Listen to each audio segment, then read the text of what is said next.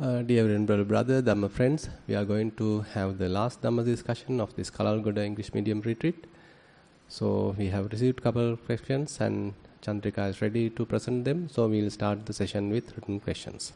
Avasarai Bhante, we have 6 reports received. Right. Report number 1, Most Venerable Swamin Wahansa, sitting meditation. I sit comfortably and looked at my body. I saw my body is relaxed. I felt few body sensations from time to time. When I focus to the nostrils, felt tightness of the breath, and it is very subtle. I observed some pleasurable feelings of the body, and just after a pain. It was there for a small time. I observed thoughts. Time to time thoughts appeared. Most of the time there were no thoughts, but I heard sounds. Body vibrated with the sounds. When I hear the sounds, I observe the thoughts. I understand that it was only the knowing of the sound. No thoughts appearing due to the sound. I felt I am living in there. I felt I am living and there is no thing called time.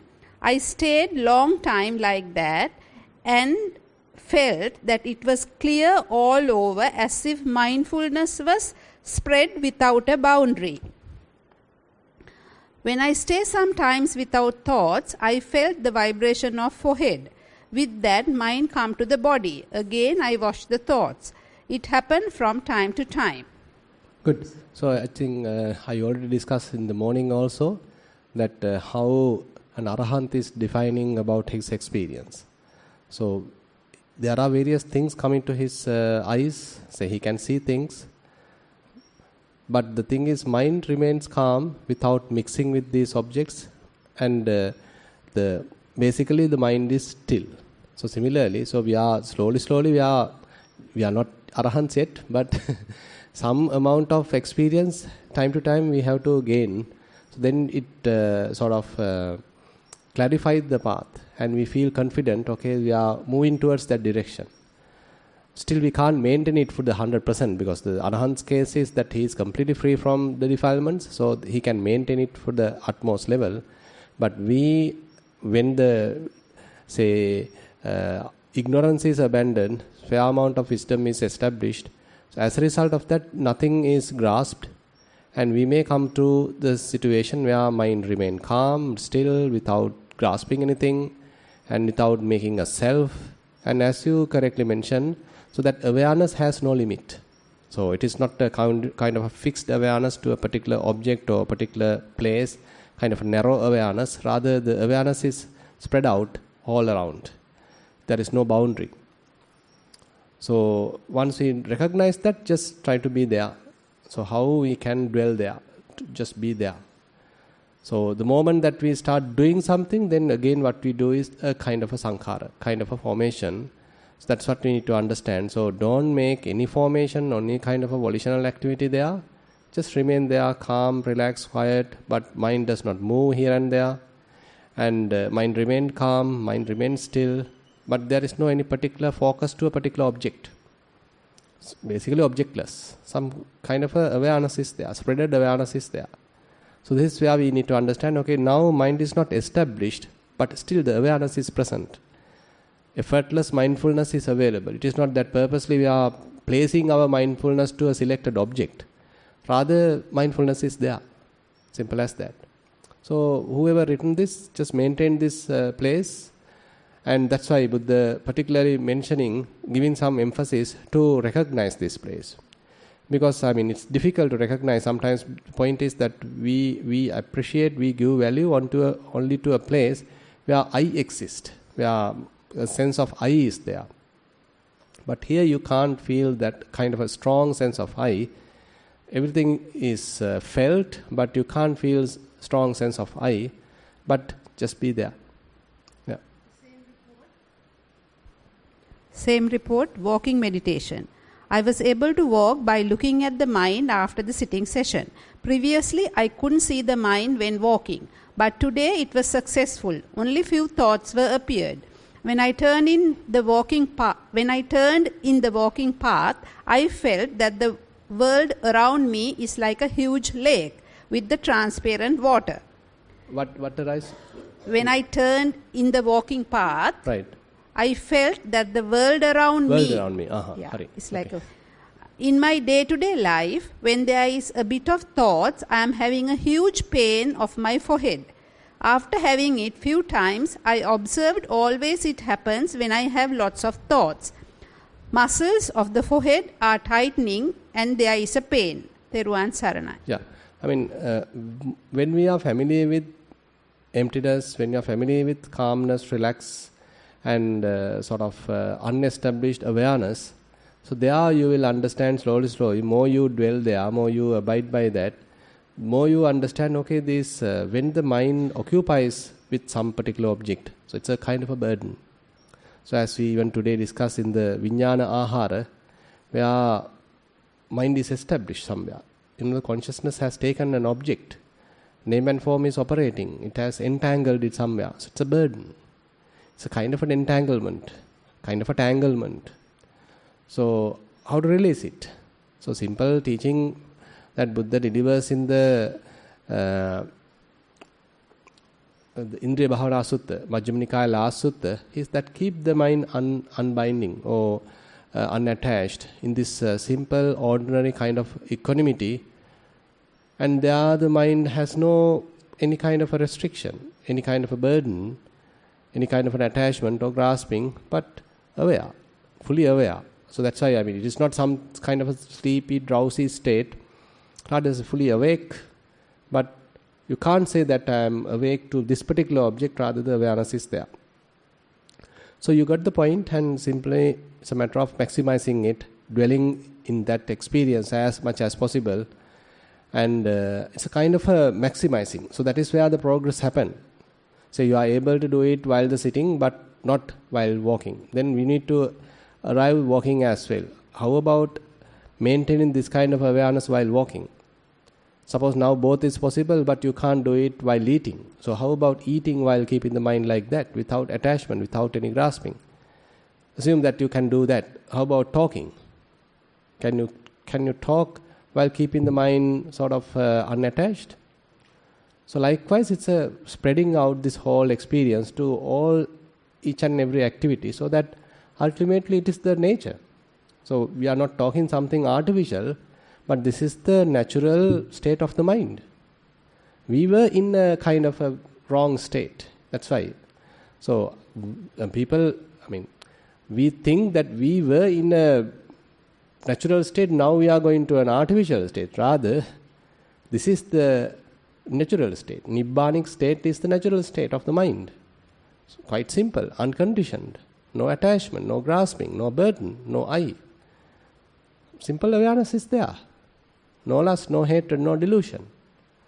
That's the most natural state of mind. But we can't maintain that because of the defilements. So some defilements are there, and again go and grasp. So those things are the kind of hindrances. So we are going back home.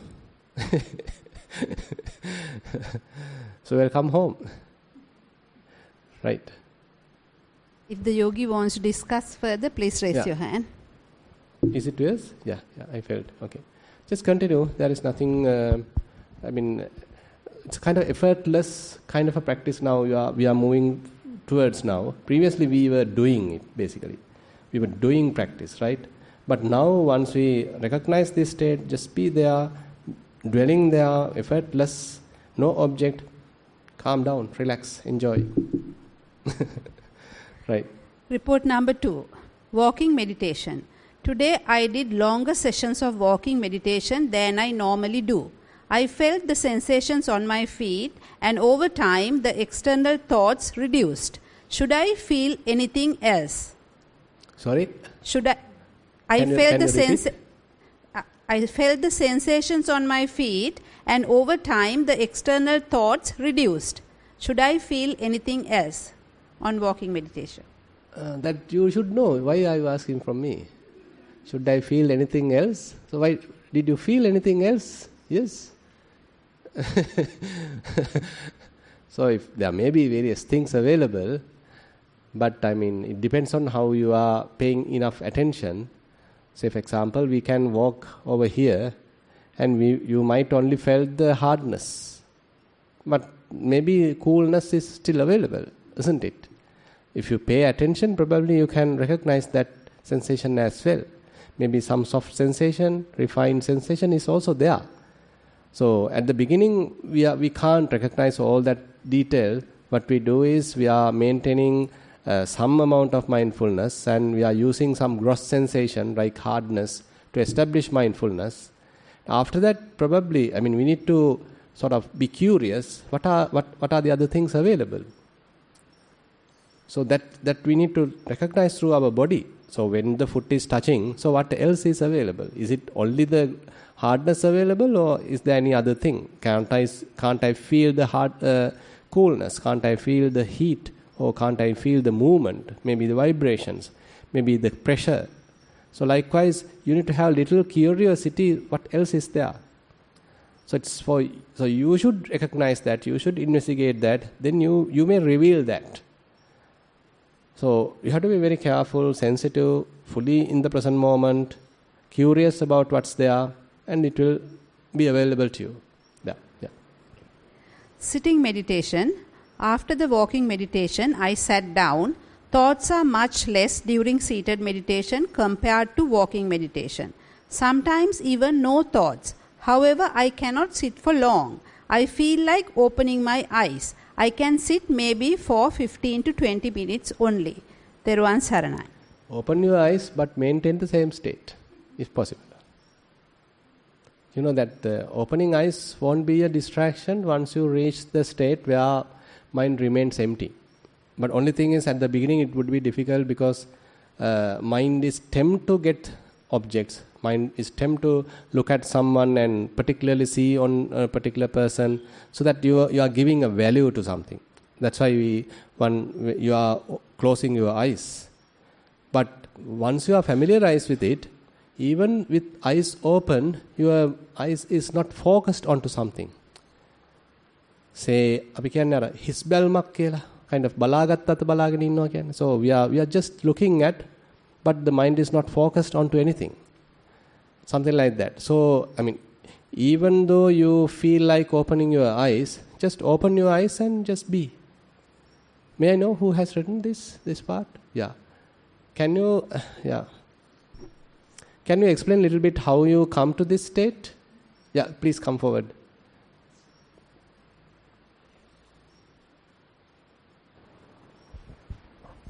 About 15 minutes into meditation, right, I automatically feel like I want to open my eyes. Until that point... so at that moment, so before you open your eyes, what is the state of the mind? So it's fairly blank. Fairly blank? Yeah.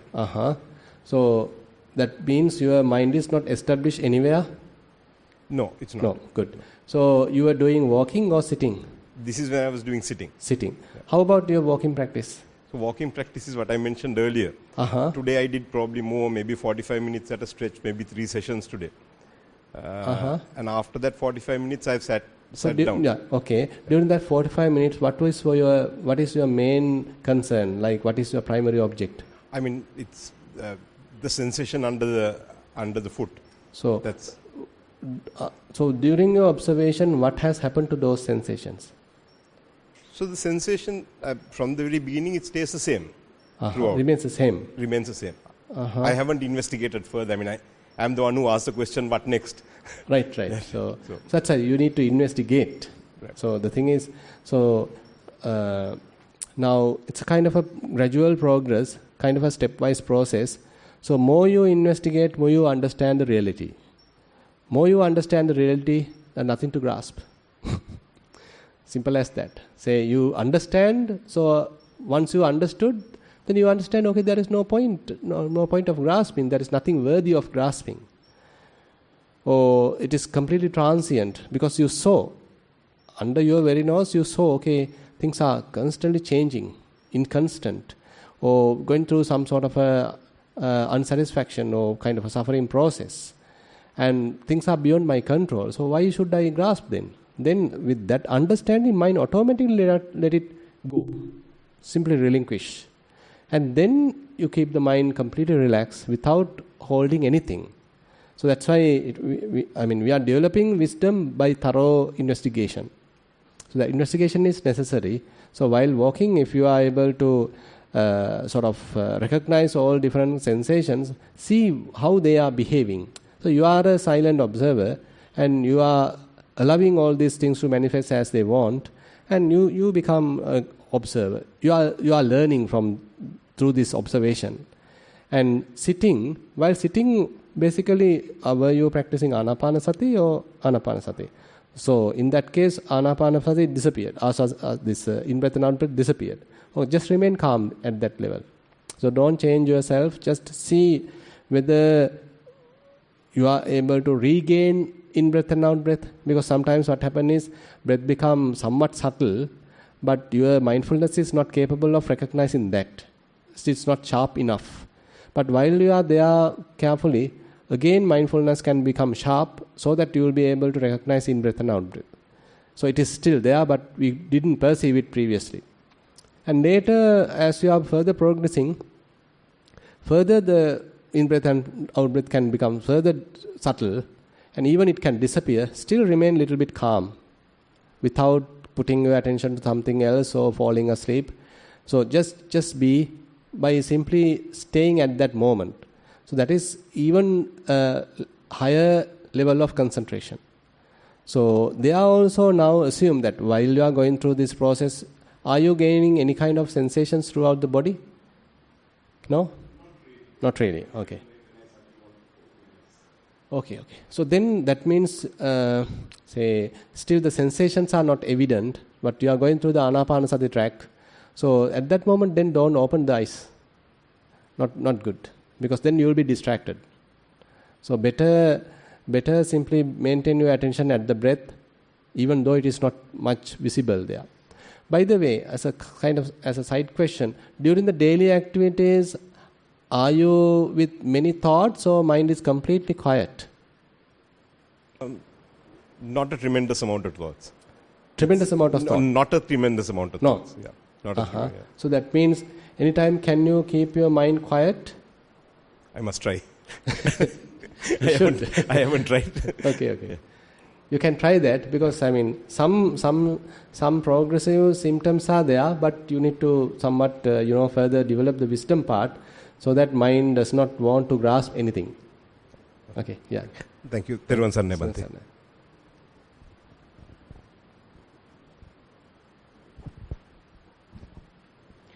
Report number 3. Garu Swamin Vahansa. Thanks to your valuable instructions. Sakmana is proceeding, keeping mind free. Saddha, Rupa can be ignored, just seen and hearing only. But thinking is very difficult. But avoiding thinking is very difficult. Anyhow, trying not to do prapancha. During the first day sermon, the example of the car and I made it very clear for me to understand how the body and mind works. A body was transported from far away by a vehicle made out of various components, if I got your example correctly. The mind is coming every day to Kalalgoda and Nissarana Vanaya to worship you, Swamin Vahansa. Theruvan Saranai. So you don't need a vehicle for that. So free transport. Durangamang ekacharang. It can travel long distances without any charge. So you don't need any fuel. Okay, I have nothing much to add. See, please keep it up. Report number 4. Most Venerable Bhante, walking meditation. I am able to walk by concentrating on the touch of the soles without having a wandering mind. Though time to time I get distracted, I can get back to the walking mode easily. Sitting meditation. Though I have been practicing Anapanasati for quite some time, during the whole month of December could not practice up to my satisfaction. However, during the retreat, I noticed that I can easily settle into calm mode after few breaths and with less thoughts. Though I hear sounds, no distractions. The issue is that my head tends to bend forward every now and then, and I keep adjusting it knowingly. I felt this affects the momentum. Entire sitting is around 50 minutes. I might have adjusted my head about 5 times. I fear if I do not adjust the bending head, I might fall asleep. Requesting your valuable guidance. Much merit to you, Bhante, for your guidance so far. May you have good health to walk in the Dhamma path in order to fulfill all your Dhamma desires. Yeah, basically what you think is also correct. Now, if we simply keep the mind, rather the head simply like this for long time, ultimately you can fall asleep. And again, it is not good for the health. So you may have to adjust it. But do it without, disturbing the ongoing process. Say, if you are practicing Anapanasati and the head slowly bends, you recognize it and slowly erects it, but without disturbing the whole process. Because we need to maintain the posture, true, but that should not be a hindrance to the ongoing development of the practice.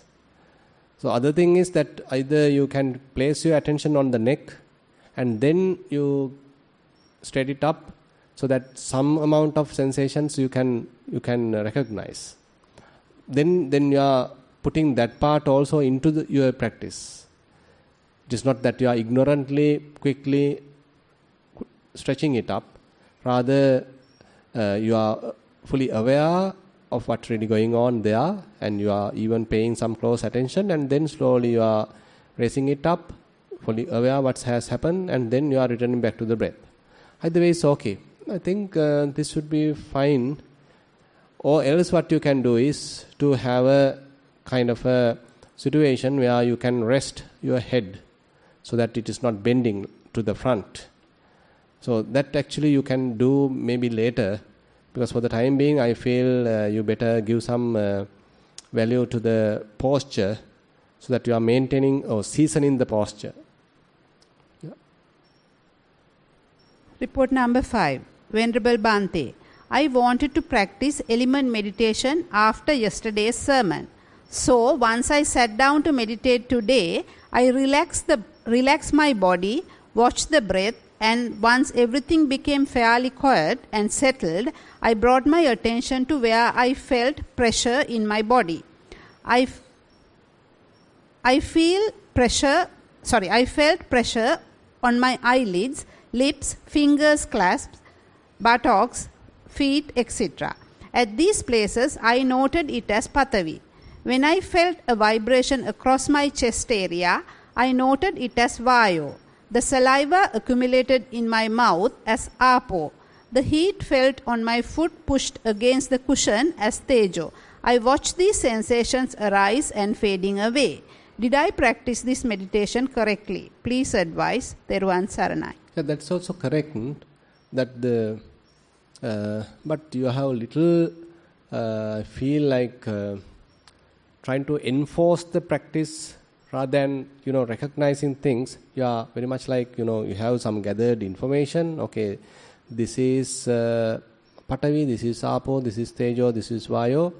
So various body parts are there. So these body parts belong to this category. So this is it.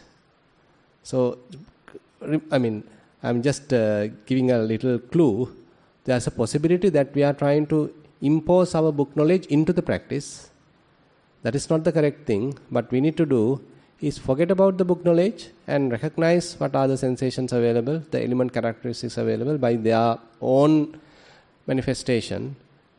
But you can't even remember whether it is Patavi or Tejo, whatever it is. If you remember, then that's a good sign. That's a blessing. But the important thing is you are recognizing those fundamental characteristics. But you yourself have to verify whether am I putting the opposite. Am I giving where am I giving the emphasis? Am I giving emphasis or priority to the direct experience, the experiential knowledge? Or am I still worried about whether it is Patavi or whether it is Apo? Am I still mapping this information with the book knowledge? So these are the initial problems that we sometimes come across. Later, without even naming them, you can recognize what is hardness, softness, this and that.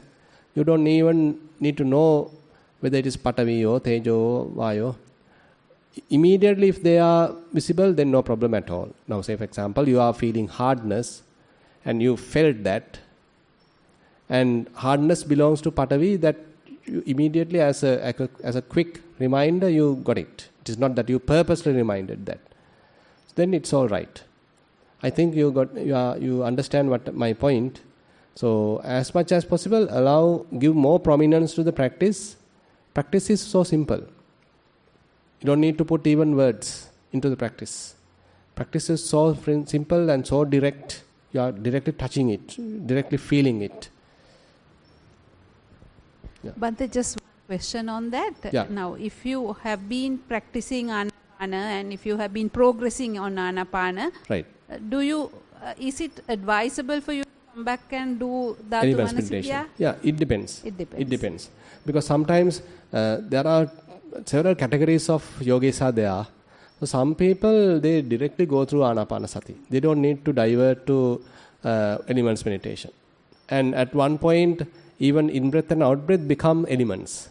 You know that in-breath itself is a movement, in-breath itself is a manifestation of air element. So even with Anapanasati, they recognize these subtle element characteristics in in-breath and out-breath. And maybe in touching sensation, and even the in-breath may be cooler, out-breath may be warmer. So that itself is element characteristics. So directly through Anapanasati, they are continuing the practice. That is also one possibility. The other thing is, through Anapanasati, they may get into Vedananupassana even, and then to Chittanupassana, like explained in the Anapanasati Sutta. So likewise, that possibility is there. But certain others, they are using Anapanasati just to prepare the mindfulness and concentration.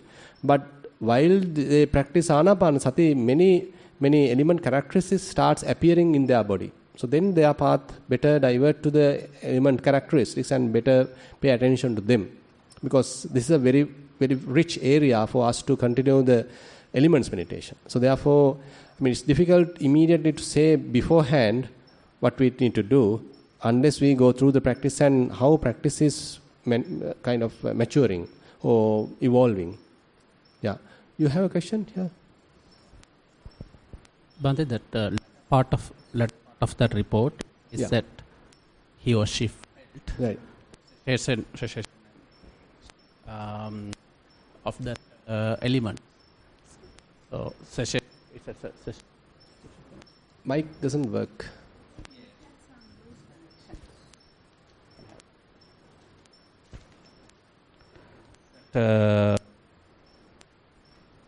That my feet pressed. I watched. So basically, it says that she felt the element arising and cessation. Uh-huh. So, is it the basic concept in the element meditation? Yeah.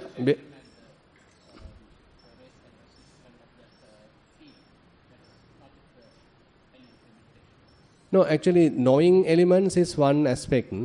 And once you know the characteristics of elements, so these element characteristics, and through that you may shift to the level that you see the arising and passing away of that particular characteristics itself. Say, for example, hardness is not something remaining for a long time, and it is a kind of an act, not as a noun. It's a verb. Something like that. So the act of rise or act of hardness. The hardness starts appearing and then hardness disappears. Something like that. So hardness starts manifesting. So we know that, and then it quickly disappeared. Similarly, the heat start appearing and then it disappeared. A vibration itself is a rising and passing. A vibration. That's why we are calling it a vibration. So, say a touch sensation also is like that. Say touch sensation started and now it disappeared. So likewise, we see any of these element characteristics themselves are not something remaining forever. Rather, they are quickly rising and passing away, or appearing or disappearing, coming and going. So that nature is even available there. So once you start looking at from that angle, then it is a common characteristics.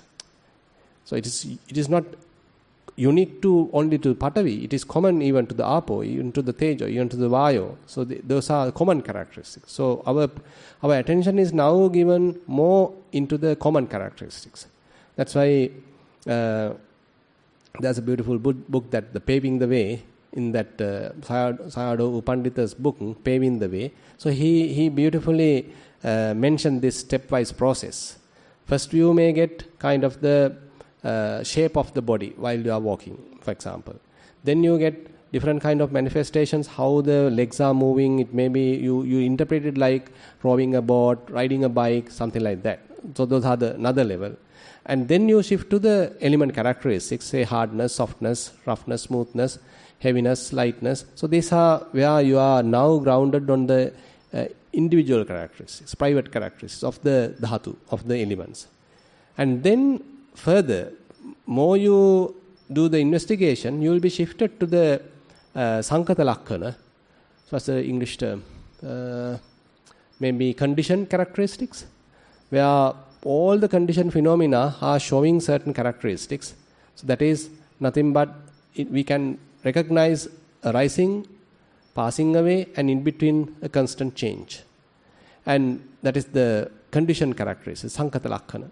And not the last stage, next stage is where you are coming to the common characteristics, Samanya Lakkana, common characteristics, where you recognize everything is arising and passing away.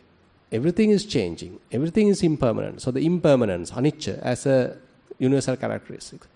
Now, everything is obstructed by this impermanence. You can't get away from that. It's an inherent obstruction, inherent kind of a,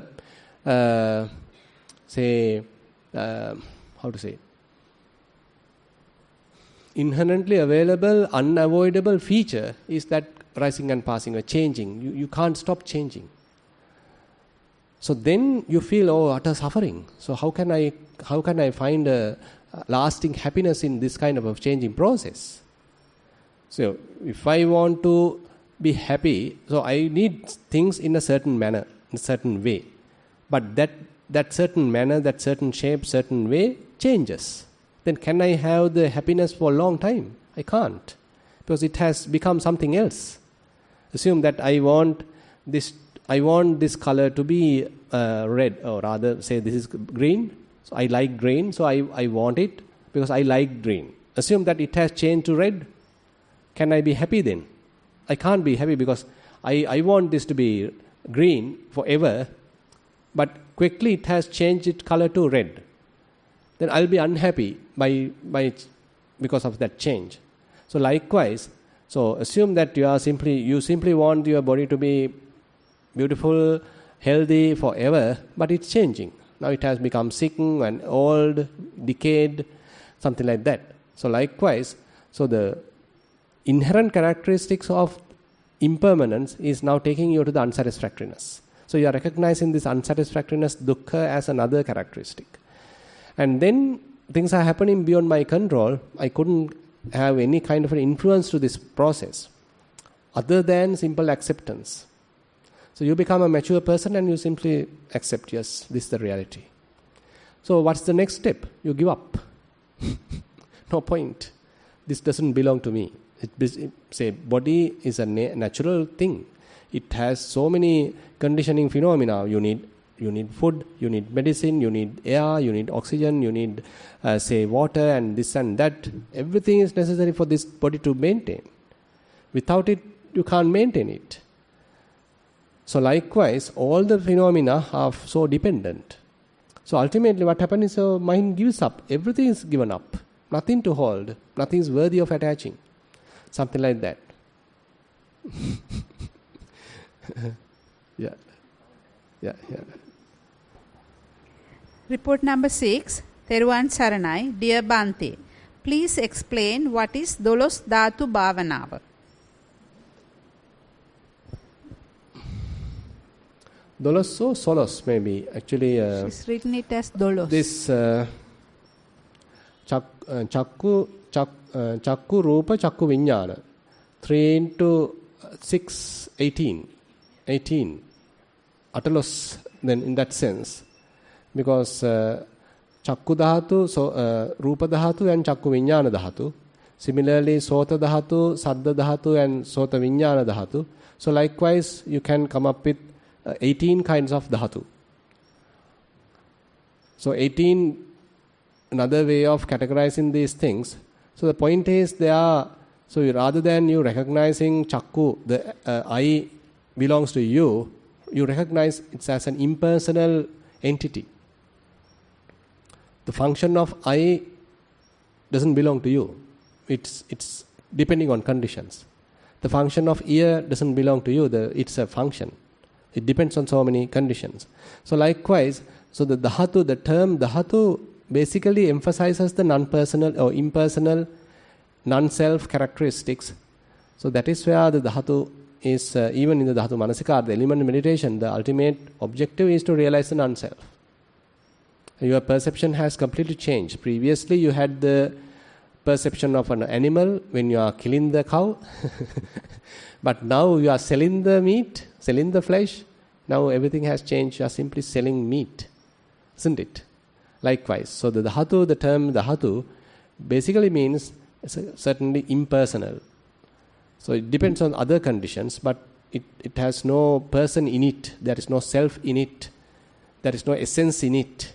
Nothing substantial in it. Something like that. There is a part 2 in this report. Bhante, even for a slightest incident, I get very angry. Please advise me how to control my anger. Theruvan Sarana. Maybe for the time being you can practice metta meditation. Little bit of metta will be very good. And later, so slowly as you are going through it, probably, then with the development of mindfulness, slowly, you will recognize anger at its early stages. Then it becomes somewhat controllable. Say you are not allowing anger to go to its higher level so that you start getting into conflicts, attacks or arguments. You are able to maintain some amount of restraint in yourself. And even further practicing of Vipassana or mindfulness, then you are able to recognize anger at its very, very early stages, even at the inception. Then you can simply recognize it, and that mere recognition, mere establishment of mindfulness would be enough for that to disappear. So likewise, the practice will help you progressively to handle anger. So, but as a first stage, since the development of mindfulness, Vipassana will take some time. So as a one antidote, you can maintain the loving kindness meditation as a very good antidote, and kind of a sympathetic attitude towards everything. Say, it is not that sometimes people are purposely making you angry, so they also do mistakes, you also do mistakes. How about thinking about forgiving? Isn't it? So rather than we are, finding fault every time, have a broad heart that your heart is ready to forgive, to let go, to relinquish, rather than harboring thoughts, thinking that I am correct every time, he or she is wrong every time. So you also might be wrong. Why not?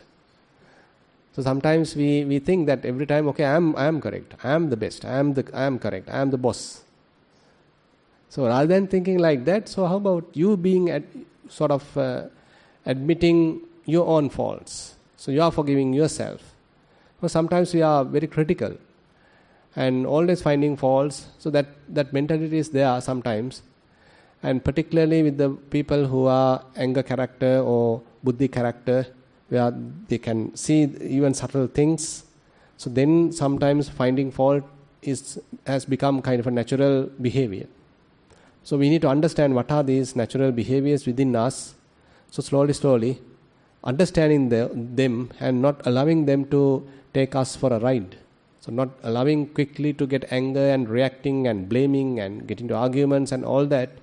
So just understanding, okay, this is a kind of a habit inculcated in me. So it's a kind of a bad habit. It's not good for me. It's not good for the others. So let me restrain to some extent. So people do mistakes. So likewise, you can rationalize what's really going on, logically think what's really going on, and try to correct yourself. But at the same time, continue your practice, the mindfulness practice. Then slowly, that also will help you. Yeah, that's all. That was the last question, Bhante, but I need to know something. Sure. Now you just mentioned angry character, buddhi character, and what are those characters? Can you just sometimes explain? in the one book, this Visuddhimagga, they are talking of different individuals. Okay. Now among, say here we have 50 people, so they can categorize these 50 people into several categories. Some people are more into lust, so raga charita. Some people are more into anger, dosa charita. Some people are more into moha. Moha in the sense, say more thinking is there, but there is no any particular direction as such. The raga charita, that means more into the lust character, more lustful thoughts, and they easily get attached to some things and they want to possess many things, something like that. Anger, something different. They always find fault with others and easily get angry. So that sort of an anger character. The delusional character is where prapancha is there, restlessness is there, but not particularly into raga and dosa, but combination of all that, something like that. Then the buddhi charita is where they have some intellect, so they can understand things quickly, more into the little bit intellectual part. And then the vitakka charita is they are more into thinking, too much thinking, overthinking, prapancha and too much thinking. So that is the vitakka charita. What else? Sorry? Saddha charita. Yeah, understood that. Saddha charita. So the faith is prominent. So easily, you are with a lot of faith, you have kind of a beautiful heart, and you help others, and you have very soft heart, and you have a lot of faith with the Buddha, the Dhamma, the teachers, and all that. So Saddha charita. So likewise, different categories of people are there. So among us, by the way, it doesn't mean that we are completely restricted to a particular charita. We manifest with all these charitas, by the way. But you need to understand which one is more prominent. Which character is more prominent in my day's activities. So all different characters we are, playing, different roles we are playing at different times. But which one is more prominent? Then we can, reasonably say, okay, I am a lustful character, I am an angry character, I am a saddha charita, blah, blah. So you can recognize something like that. These are little, approximations. And accordingly, we can even sometimes adjust our meditation technique. But the thing is, now these are little book knowledge. So sometimes people ask, Bhante, are you first giving a kind of an interview before you give a kammatthana, so that you are recognizing the character? So accordingly, you give the kammatthana. So these are kind of theoretical way of thinking. But, now say anapanasati is somewhat oriented towards the vitakka charita. Too much thinking can be reduced using vitakka, using anapanasati. Anapanasati is very good for that. It doesn't mean that it is not helpful to the other characters. So that's why it is, as a common meditation method, we can teach to everyone. But sometimes people can't do it. Then probably we can change it to something else, maybe rising and falling, because that would be more easier. So likewise, typically when you start mindfulness is a common thing. You can start mindfulness you being any character. So mindfulness appear like a kind of a foundation for anyone to begin.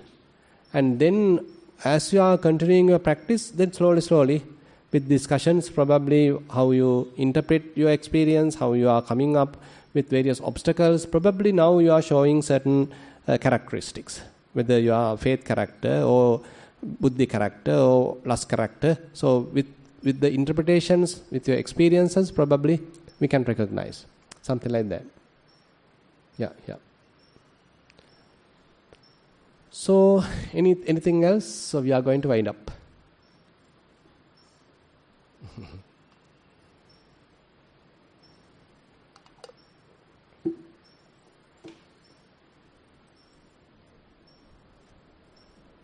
Okay, before winding up, I have few sharing of merits. Merits of breakfast dana is to be transferred to parents, wishing them good health and many opportunities to practice Dhamma. and all yogis to fulfill their spiritual goals. And then Dawal Dana Anumodana, merits to my late parents, and blessings to Swamin Wahanse and all of us to achieve our ultimate goal of Nibbana. Damayanti. So she is wishing like that. Okay, then with that we can conclude our January 2024 retreat. So now I like to cordially invite Venerable Dhammalankara to conduct the sharing of merits.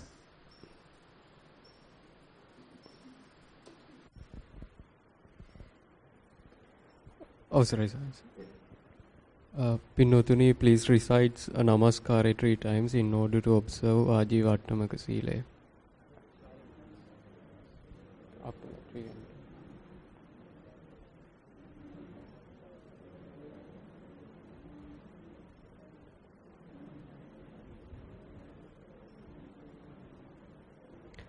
Buddhan saranang gacchami.